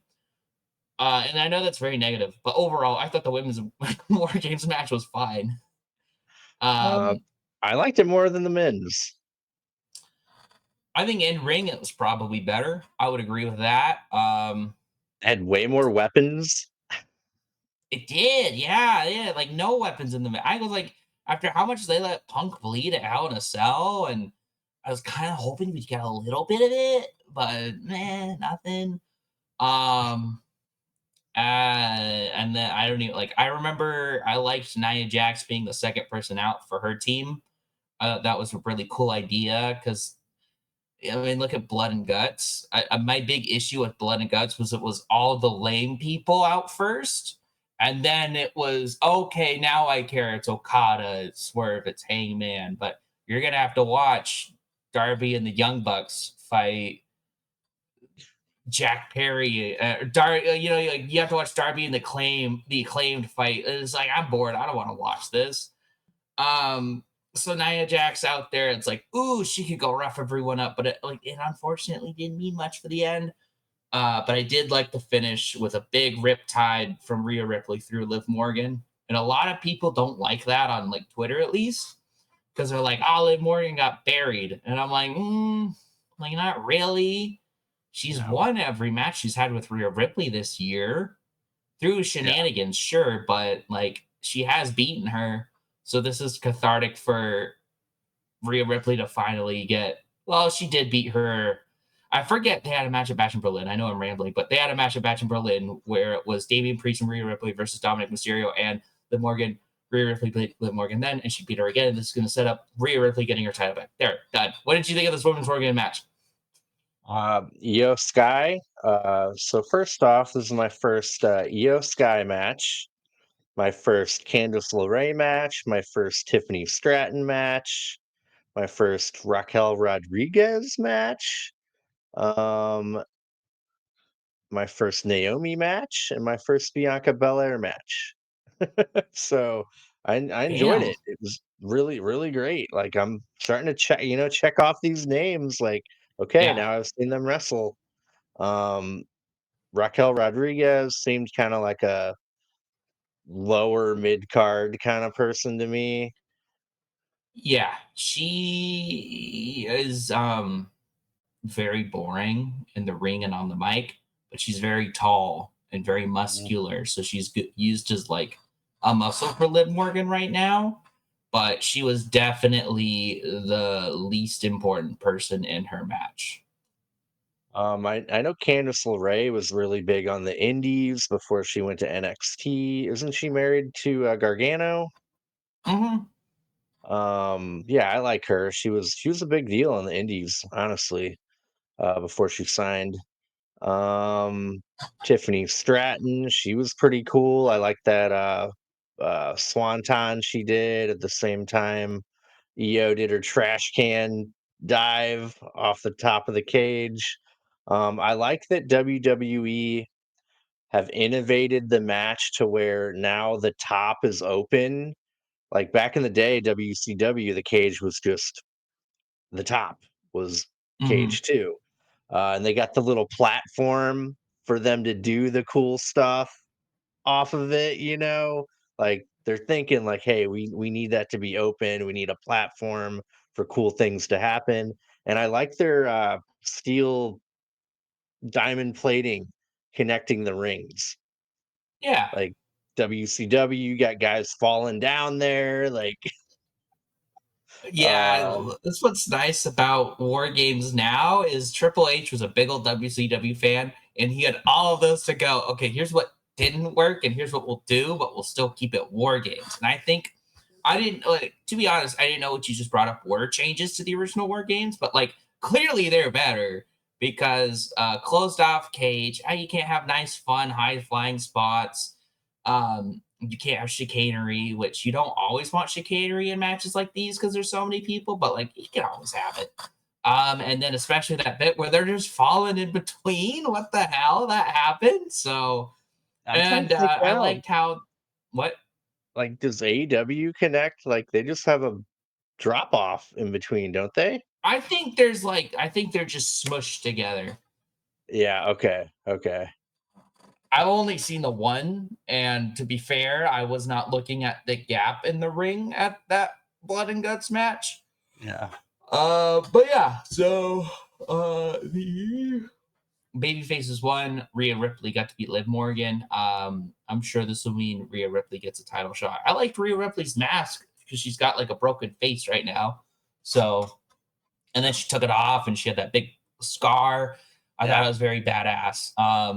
She was paying homage to Buddy Matthews mask. Oh, I didn't even think about that. That's awesome. I Yeah. love that. Okay. Yeah, it was a fine match. Like, I don't have anything wrong again with the wrestlers. It was just kind of like there's a lot of like cool stuff, but they didn't really do it. Next up, it was the United States title, LA Knight taking on Shinsuke Nakamura. This was a very quick match. I think it was only like 7 or 8 minutes, which is kind of crazy for a pay-per-view. And Shinsuke Nakamura shockingly beat LA Knight quite clean and like convincingly. Like I really liked how he used that steel grating between the rings to Mhm. like he did like a big suplex on it to LA Knight at first, and then he hit the Kinshasa and won. Um, yeah, I thought it was a fine match. It wasn't like fantastic. I like Nakamura's new presentation. I think it's pretty neat. And I'm glad he finally won something for once because he was basically the big feud at around this time for Seth Rollins last year. And a lot of people are like, oh yeah, this is where Shinsuke Nakamura finally wins something, and they just never let him did. Um, but it is nice. I hope this means LA Knight moves up or he gets it back. Like I don't think this will be a long run for Shinsuke. But what do you think? Um, Man, Nakamura ate LA Knight's lunch. Like, Mhm. fucking it was so one-sided to me. Like, it was like, "Man, are they trying to bury LA Knight? Like, what is They going were on?" they were telling a story because even in the beginning, like LA Knight's typically like trash talk and always making his way down to the ring. And even when he went up to the post, he dropped his title. So the story was Shinsuke Nakamura was in his head and spooked him. So hopefully, like again, I want this to be silly or like something. He eats a couple Slim Jims because he's the mascot for Slim Jims right now. Powers up and is able to beat the evil Shinsuke Nakamura. I don't know, like something fun like Yeah. that. It was kinda just, like, dark. Like, it was so dark. Like, Yeah, I I I'm love the I'm interested. presentation. Yeah, Shinsuke Freaking looks cool. dude, yeah. The only issue is they literally did this last year, but with the a world title and Shinsuke lost. So at least this time he got to win. I know a lot of people are also not happy about this because essentially Andrade basically had this whole like kind of best of seven series with this another guy on the roster named Carmelo Hayes, and it was ended up all being for getting the United States title. Um, and so Andrade lost all those matches and lost to LA Knight, and then Shinsuke just comes back and wins one match and beats him. So it's like, ooh, bad for Andrade, but good for Shinsuke. So we'll see where it goes. I don't think this is the end for Andrade just because he's not top of the card after 1 year. You know, there's kind of a lot of stuff going on in WWE right now. Yeah. Yeah, it was quick, it was, shocking, but, I like, Nakamura. I've never Yeah. seen a match of his, so there's another one, check. Uh, I think if you want good Nakamura matches, you either have to go to his NXT run or his New New Japan run Japan. because Yeah. his WWE main roster run has been kind of disappointing. They did like AJ Styles for Shinsuke Nakamura at a WrestleMania for the WWE title, and I was like personally very excited about that match. And it kind of stunk. It was a little stinky, which is always disappointing. I feel like I say that a lot, but around that time, WrestleManias were pretty shit. So just kind of happened. And then next up, I think this match was probably the best match of the night. It's for the Intercontinental title. It's a three-way Braun Breaker, Sheamus, and Ludwig Kaiser. Braun Breaker won. I think did he pin Sheamus or Ludwig? I think Sheamus. I thought this was a barn burner. It's hard not to have a good match like this with Braun Breaker and Sheamus and Ludwig in the ring. Like, I think Kaiser's very sneaky, gonna have a like come up over this next year. And like this match is kind of the start of it because he hasn't really had any sort of push like this. He's always been the guy who loses to the guy who's facing Gunther at the pay per view, if that makes sense. So like Damian Priest will beat Ludwig Kaiser, and then Damian Priest will go on to face Gunther at the pay per view, something like that. So it was nice to see Kaiser in like a pretty big role, and he was like seen pretty competently in there with Sheamus and Braun Breaker. And this was just a really fun match. What do you think of it? Braun Breaker looked really good. This is yeah, much better performance to me than, what did we watch? WrestleMania, right? Where he SummerSlam. It was SummerSlam. him and Sami Zayn, and he beat Sami Zayn in like 6 minutes. Yeah, this is so much better of a, outing for him, like, got to see what he could truly do. Like, dude, he is a Steiner through and through, man. Mhm. Got the Frankensteiner. The crowd's going, "Ooh, ooh, ooh," like his dad. Yeah, Yeah. good stuff. And they got to give that belt to Sheamus. Oh my god, yeah, you're coming late, dog. That was the whole story. Remember that triple threat we have with Gunther and Drew McIntyre and Sheamus? Yeah, That was the whole story going into that was Sheamus needs to win the title he's never won, and this is Sheamus going into this. So yes, 100% Sheamus does need to win that title. But I think that one has to happen at WrestleMania, or like I don't know. I just feel like it wouldn't feel the same if it happened on like a Raw they could do an or Survivor Ireland Series. pay-per-view. Maybe you never know. WWE is also prone to saying, "Ah, we're in the UK. That's close enough. This is your hometown victory, Sheamus." Hmm. So who knows? But he is officially my first ever, like, I need this WWE guy to win this title.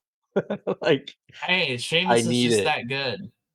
It's crazy to think like the changing around of Sheamus's career. A lot of people say it happened in reverse because he started out and he sucked and he won the world title immediately, and people are like, "Oh, this sucks." And then every time he won a world title, it sucked. But every time he's won like the US title, it's been great. He was in a tag team with Cesaro or Claudio for a while, and the bar was great. So like the lower down the card Sheamus goes, the better he is. Sheamus is the king of the TV match right now, and that he'll go out there and have a banger 20-minute match on TV, and it'll be like, yeah, it's just what Sheamus does, man. Sheamus is just that cool. So I'm Yeah. digging. I've been digging Sheamus at least for a little bit now, and I'm glad like he's finally hit his he's hit his flow, and people really care for him. Next Loved up, it. I'm gonna be honest. I was pretty disappointed with this match. It's for Gunther's World Heavyweight Championship. Gunther versus Damian Priest. In the ring, it was fine. I liked this. Like it was a pretty simple story, but just how Gunther told it of, yeah, I've injured your shoulder, Damian Priest. I will inflict more pain on it. It was well done. I really liked it. I liked how the story was sold, where Damian Priest was getting these big hits on Gunther, but he just couldn't cinch that pin in because his shoulder's so messed up. And so Gunther would kick out, and the commentary like, Gunther might not have kicked out of that. Priest was able to cover him, but he can't. I liked all that. My issue is this: is it was the same exact goddamn finish as SummerSlam. Finn Balor comes out, does a move to Priest, and then Gunther wins. I needed Gunther to win this clean. I don't want Gunther with it like self doubt. Who wants Gunther or any beast with a title at the top of a card with self doubt? Who looked at Brock Lesnar in the 2010s and was like, you know what that guy needs? He needs to question himself more. He needs to like be scared of opponents. No, I want Gunther to go, I'm going to kill you. Like what this should have been, Gunther should have just beat Damian Priest. Gunther gets his cockiness back, and he gets so cocky that he beats or then he loses. Like that's the story, right? Like not immediately, but a lot of people are thinking he'll lose the belt at like Mania. So you just have Gunther like, oh, I beat Damian Priest. That's the only guy who could have beat me. And then he gets to WrestleMania and he's like, you can't beat me. Priest could have beat me. And then whoever beats him beats him. Like it's just something like that. But like the match was fine. But I'm tired of seeing Finn Balor and Damian Priest for one.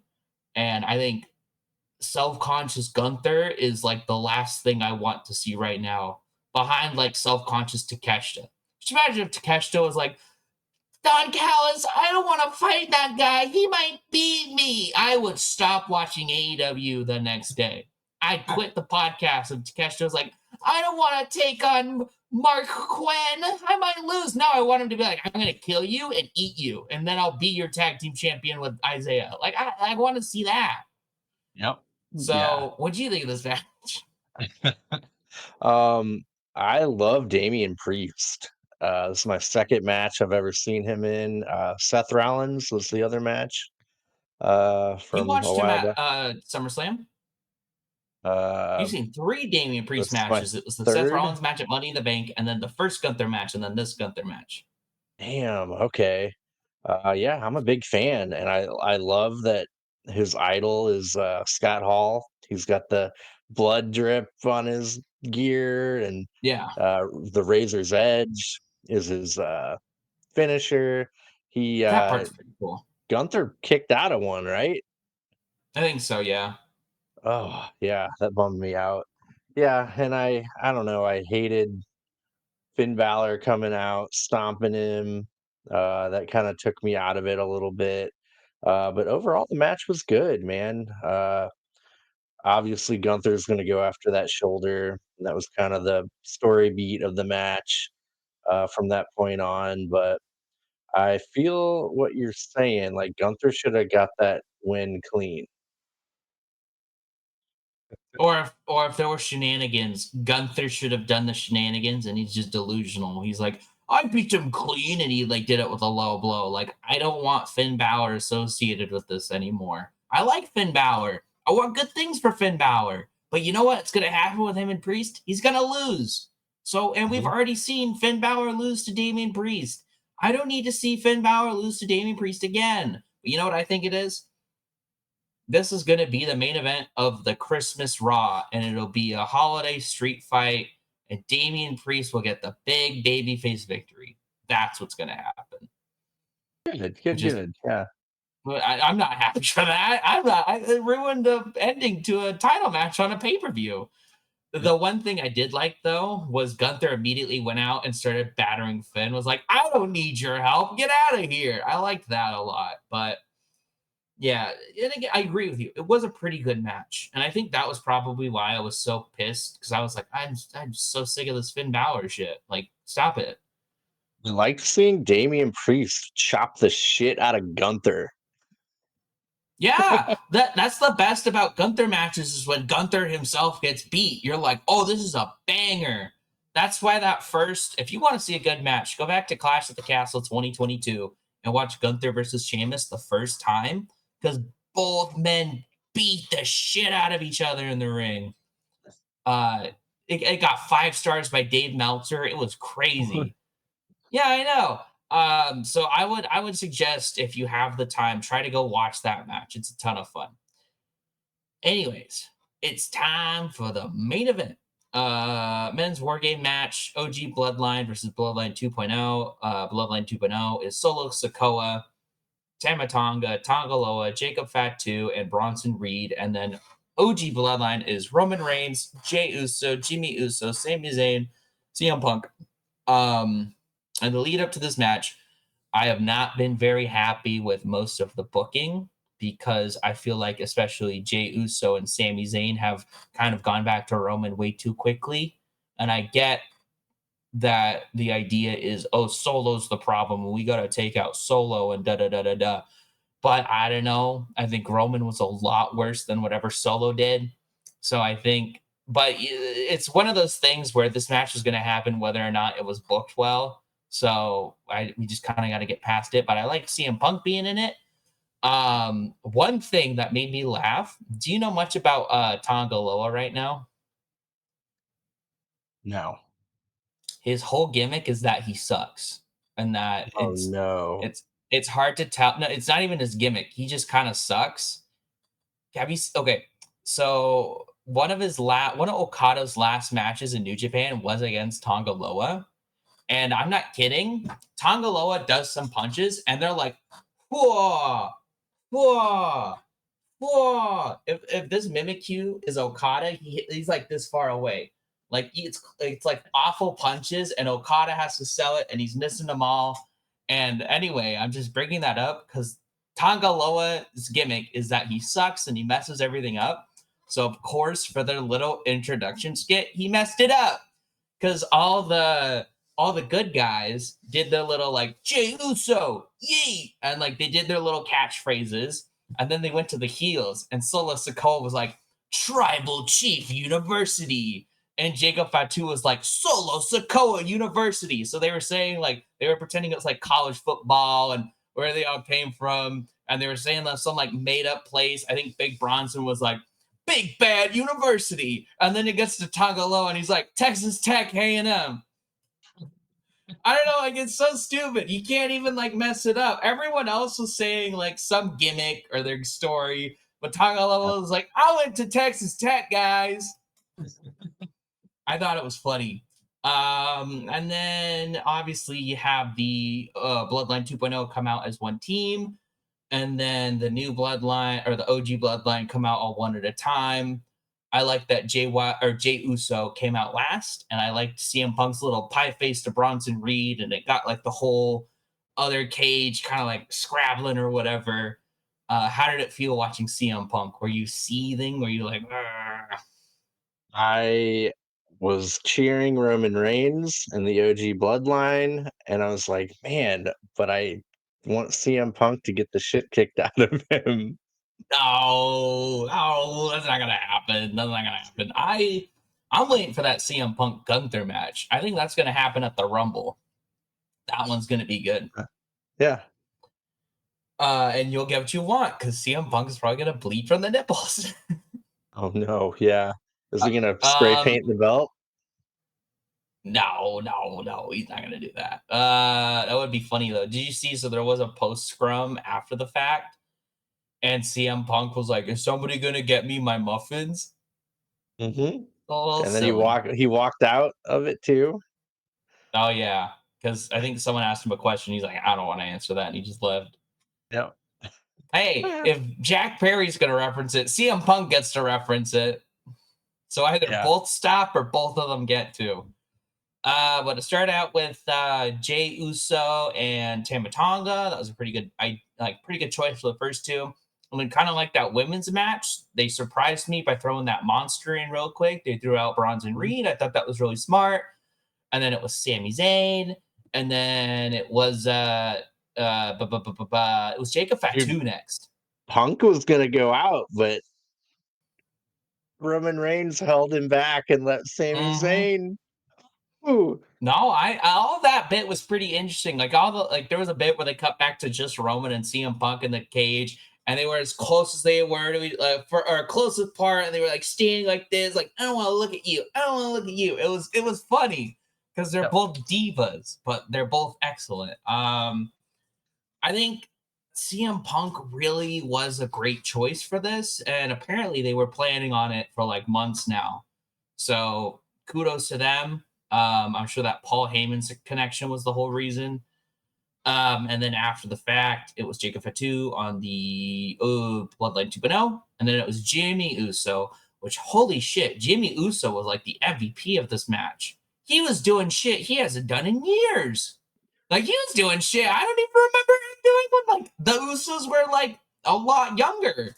So I was like, where's this? Like the one bit he did where it was kind of like a spiral tap where he just like jumped off the top rope and spun all over. I was like, where did that come from? Where's this Jimmy Uso? But he was great.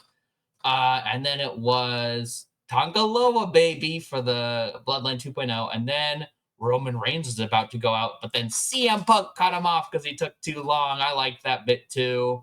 And then obviously Solo Sokoa and then Roman Reigns.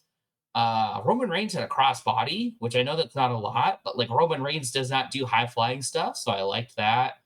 Um, Again, like CM Punk or Roman accidentally speared CM Punk, which was like, ooh, spicy. And then Bronson was going for his big old tsunami off of the top of the cage. And like his hero, Adam Copeland, he took it all on his ankles. Mm. Unfortunately, that did mean Bronson Reed is injured, so he'll be out for a Oh little bit. no. Yeah. Um, it is unfortunate that he's injured, but hopefully he was in a feud with Seth Rollins. He got to beat Seth Rollins, and then he was in the main event of a pay-per-view with CM Punk and Roman Reigns. Like, I think Bronson Reed is gonna be fine when he comes back. If I were WWE, I'd be very happy with how he's delivered over the past couple of months. I don't think he's should be concerned about this injury like affecting him on the roster or anything like that. But I thought he was fantastic in this match, and I was pretty lukewarm on Bronson Reed for a while, but I'm slowly coming around to him, and I'm like, yeah, he's pretty cool. He's pretty badass. And then finally, we get to the poor. Like, this is Jack Perry getting hit in the head with a chair while his hands are cuffed and then poured in gasoline, and Darby's about to set him on fire. We had that for poor Solo. Because Yeah. I'm not gonna lie, I felt bad for Solo at the end because all the whole time of the bloodline, Roman Reigns is like, Solo Sikoa is the next tribal chief. Solo Sikoa is the next da da da da da. And then Roman leaves, Roman loses, Roman fails. The Rock is nowhere to be seen. Jey Uso's rogue, like to Solo Sikoa, he's like, I gotta step up. And sure, was he a little crazy? Yes. But like he did what he thought he was supposed to do, and now you're all killing the poor guy. So I felt really bad for him, and Yeah. it's weird. I've been so disinterested in Solo, but him taking that big loss, I'm like, I want to see what's next for him. I want to know what's happening next. But that was kind of long-winded and rambling, and I probably missed a lot. But overall, I was not satisfied with the conclusion to this Bloodline storyline because I don't buy Jimmy or I don't buy Jay and Sami Zayn, and it didn't feel conclusive. Like it just kind of ended. Like if I don't know, I kind of expected more, and there's still no Rock, which I guess maybe the storyline has more. Some people are speculating because The Rock came back at Bad Blood, but Cody Rhodes was also there, so Rock might not be interested in Roman Reigns at all right now. He's only interested in Cody, which is fine. I don't know. What did you think, Dave? I like the women's match, War Games match better. Um, I felt like, yeah, I felt bad for Solo Sikoa. Like he was like brave and like wanted to like defend himself, and they, they all did their moves on him, and uh, it just like was so abrupt. The ending for me, like it was like that was it. Okay, Yeah. uh, how's Punk gonna get his favor? I don't know. That's like the only interesting thing coming out of this is what is Punk's favor. If I had to like if this is my terrible booking, what would I say? I would say no matter what, no matter when, like any time, any place, any whatever, if Roman Reigns is in a match, CM Punk gets to swap out and be in that match because Ooh, CM Punk has always wanted a main event of WrestleMania, crying about it for so long. So Roman Reigns gets put into a like he's about to go face Cody or something. I don't like I genuinely don't know what. But Punk is just like, my favor is I'm cashing it in. We're swapping out. And like that's really stupid. But I don't have any other ideas. Maybe he calls Rock up. I don't know. yeah. Yeah, that was cool. Like the history of Punk being a Heyman guy. He hugged him, and that was cool. Um, was Jacob Fatu just selling his knee hurting really well, or is he Yeah. fine? Yeah, he's fine. Okay. Jacob Fatu just kind of sells like that. Man, dude, he's super good at it. Like when his leg or whatever during SummerSlam.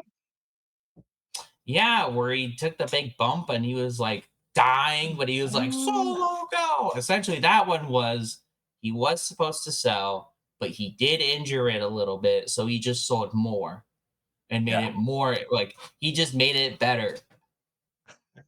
And so I think Yep. that one was he mistimed it or he like misplaced it. So he was like, I'm just gonna sell my knee then because I fucked it up. And people were like, whoa, holy shit, did Fat Dude get injured? So I think that was a pretty good spot. Yeah. Yeah.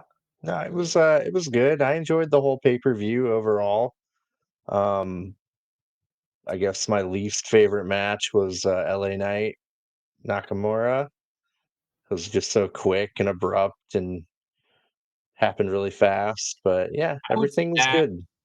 I would say that or Gunther Priest, just because I'm so disappointed by that ending. Um, but yeah, I think it was a fine pay per view. I was kind of it felt like WWE is going through the motions, which it's like they're like, this is the last pay per view of the year. We all just want to go home. We all just want to be done. We all want to go vacation. So we'll just like, who cares, right?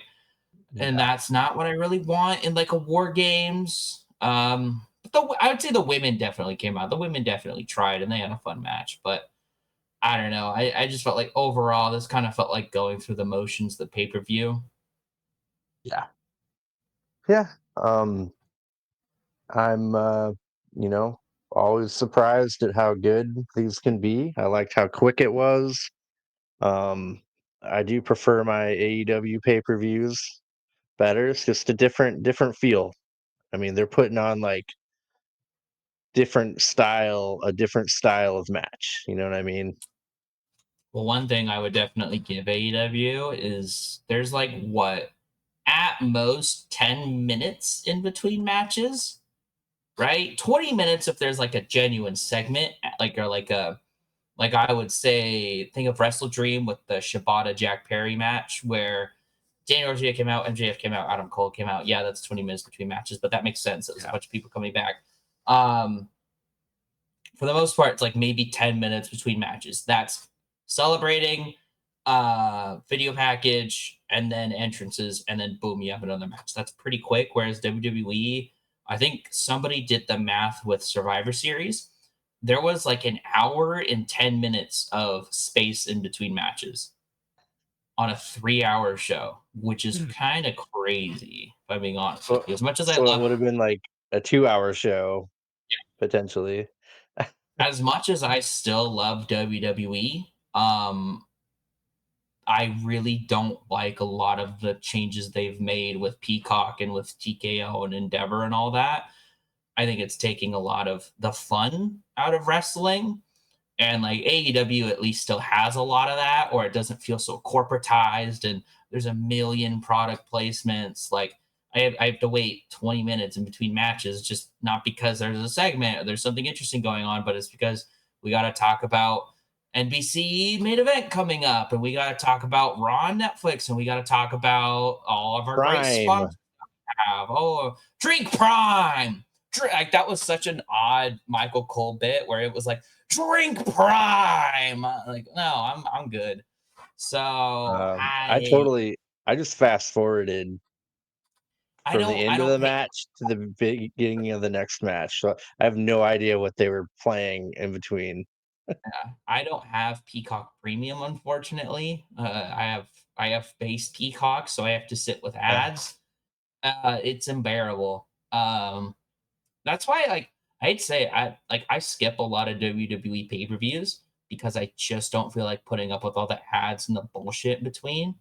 Like mhm. unless there's like a really good match that I want to watch, I'm gonna probably skip the pay-per-view. Yeah. And it's obviously not an issue for them because they're gonna keep on making more money and they're gonna keep doing it. But I think that's just like interesting. Like it's crazy how we have two extremes. One of them is better. I think AEW is better pay-per-view experience overall, but we have two extremes where you have the AEW where it's 4 hours, jam packed with matches to the point where it's always like, there's one or two matches that should have been cut off. Like it would have just been a better show if you just cut off two of those matches.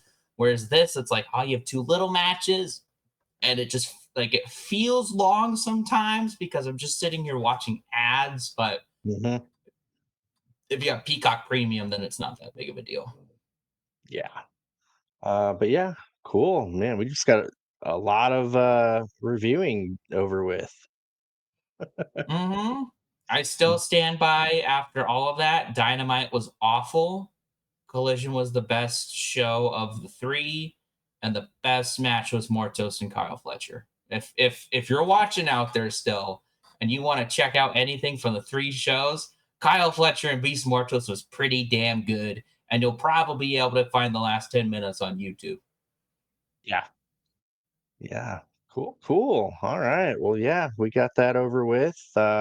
Again, everyone out there, don't forget to hit that like button, subscribe button, and leave a little comment. We will bring up whatever you want to talk about in our show. But cool. Yeah. I think that just about does it, huh? Do you want to really, really quickly talk about this week's Dynamite? Really, really Yeah. quick. Was there anything announced for Collision?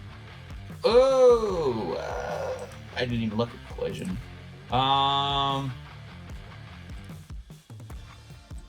Now we're getting Caster Swerve on Okay, so Dynamite. Collision is just Willow and Deeb. To move on to that. But Dynamite is Brody King and Claudio for the C2. Shelton Benjamin and Kyle Fletcher, which I'm very, very excited about that match.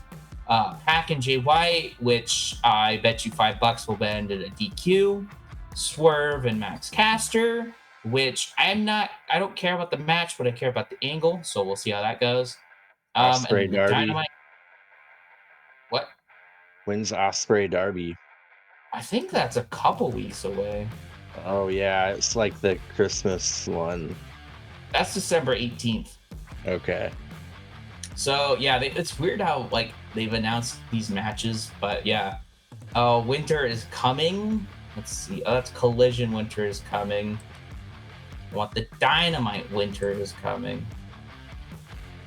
Dynamite Winter is coming is Ricochet versus Brody King, Claudio Castagnoli versus Osprey, and Mariah May versus Mina Shirakawa.